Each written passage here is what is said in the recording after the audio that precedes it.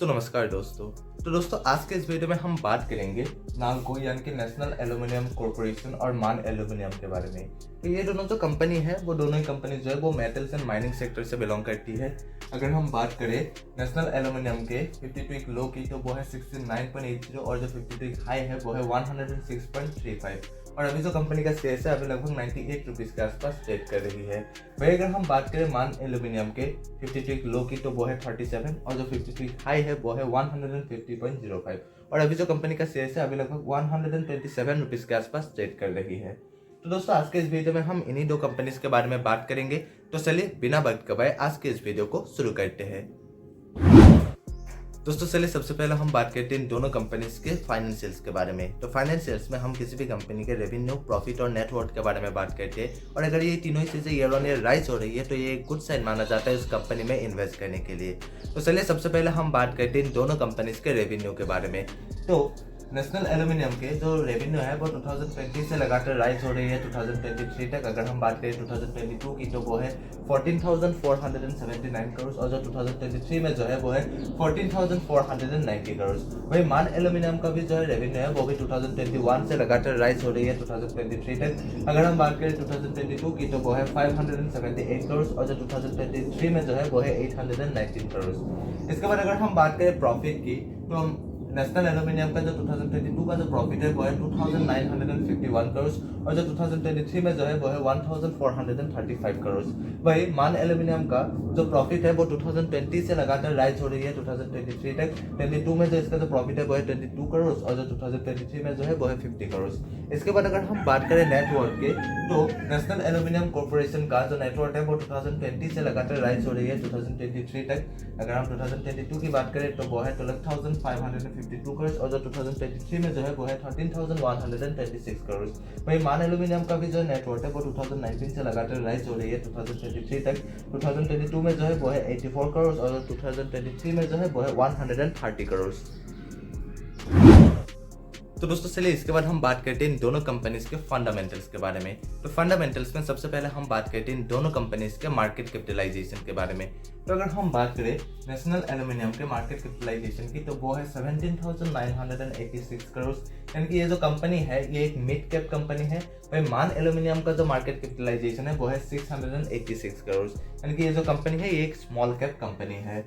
इसके बाद अगर हम बात करें पी रेशियो की तो नेशनल एल्यूमिनियम कॉर्पोरेशन का जो पी रेशियो वो है 13.3 और मान एल्यूमिनियम का जो है वो है 14.8 यानी इन दोनों कंपनीज का जो पी रेशियो वो एक अच्छी खासी पी रेशियो है। साथ ही साथ अगर हम बात करें इंडस्ट्री का पी की तो नेशनल एल्यूमिनियम और जो मान एल्यूमिनियम है इन दोनों कंपनी जो इंडस्ट्री से बिलोंग करते हैं उस इंडस्ट्री का जो पी है वो है 23.3 और इन दोनों कंपनीज का जो पी रेशियो वो उसके इंडस्ट्री पी से कम है जो कि एक अच्छी बात मानी जाती है।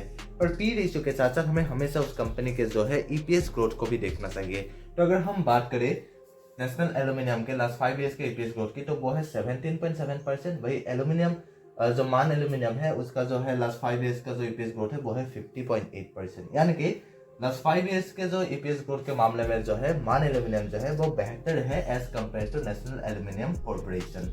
इसके बाद अगर हम बात करें पैग रेशियो की तो नेशनल एल्यूमिनियम का जो पैग रेशियो है वो है 0.81 और मान एल्यूमिनियम का जो है वो है 0.29 यानी कि इन दोनों कंपनीज का जो पैग रेशियो है वो 1 से कम है जो कि एक अच्छी बात मानी जाती है। क्योंकि अगर किसी कंपनी का जो पैग रेशियो वो अगर 1 से कम है तो इसका मतलब ये है कि वो जो कंपनी है वो उसके अर्निंग ग्रोथ के मुकाबले जो है वो सस्ता है।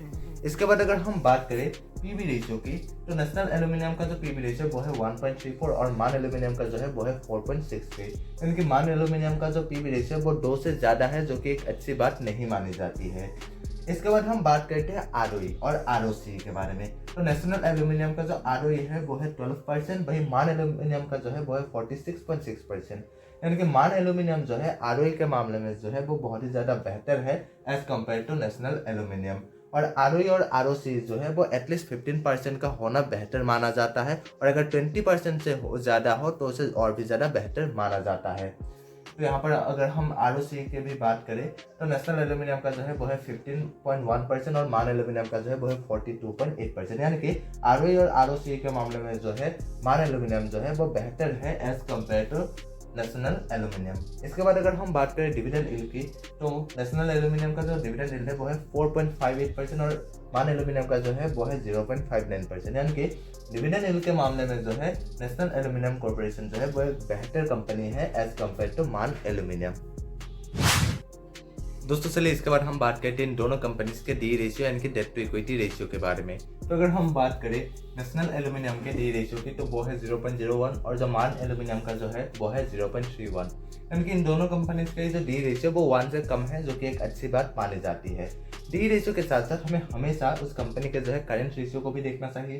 तो अगर हम बात करें नेशनल एल्यूमिनियम का जो करेंट रेशियो वो है 1.70 और मान एल्यूमिनियम का जो है वो है 2.28। यानी कि इन दोनों कंपनीज का जो करंट रेशियो जो है वो भी 1 से ज़्यादा है। यानी कि इन दोनों कंपनीज का पास जो है करंट एसेट ज़्यादा है as compared to current liability, जो कि एक अच्छी बात मानी जाती है।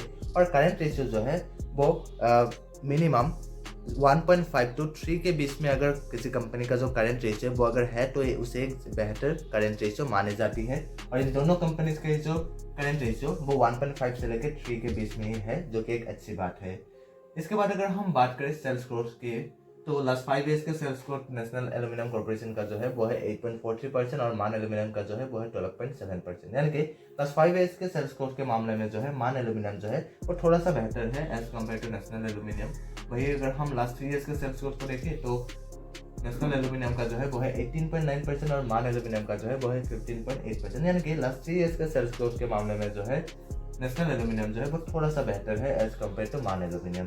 इसके बाद अगर हम बात करें प्रॉफिट ग्रोथ की, तो नेशनल एल्यूमिनियम का जो प्रॉफिट ग्रोथ है वो है -48.1% और मान एल्यूमिनियम का जो है वो है 38.4%। यानी कि प्रॉफिट ग्रोथ के मामले में जो है मान एल्यूमिनियम जो है वो बेहतर है as compared to national aluminium. इसके बाद अगर हम बात करें प्रोमोटर होल्डिंग्स की, तो नेशनल एल्यूमिनियम का जो प्रोमोटर होल्डिंग्स है वो है 51.3% और मान एल्यूमिनियम का जो है वो है 60.7%। यानी कि इन दोनों कंपनीज का जो प्रोमोटर होल्डिंग्स है वो एक अच्छी खासी प्रोमोटर होल्डिंग्स ही है। इसके बाद हम बात करते हैं इन दोनों कंपनीज के बुक वैल्यू के बारे में। तो नेशनल एल्यूमिनियम का जो बुक वैल्यू है वो है 74.1 और मान एल्यूमिनियम का जो है वो है 27.4 और इन दोनों कंपनीज का जो फेस वैल्यू है वो है 5। तो दोस्तों आज के लिए बस इतना ही, और अगर आपको ये वीडियो पसंद आए तो प्लीज़ लाइक करिए, और अगर आप इस चैनल पर नए हैं तो प्लीज़ सब्सक्राइब भी कर दीजिए। और अगर आप मुझे इंस्टाग्राम में फॉलो करना चाहते हैं तो लिंक डिस्क्रिप्शन में दिया गया है। और हाँ, ये जो वीडियो है ये सिर्फ एजुकेशनल पर्पज़ के लिए बनाया गया है और किसी भी स्टॉक्स में इन्वेस्ट करने से पहले खुद से रिसर्च जरूर करिएगा।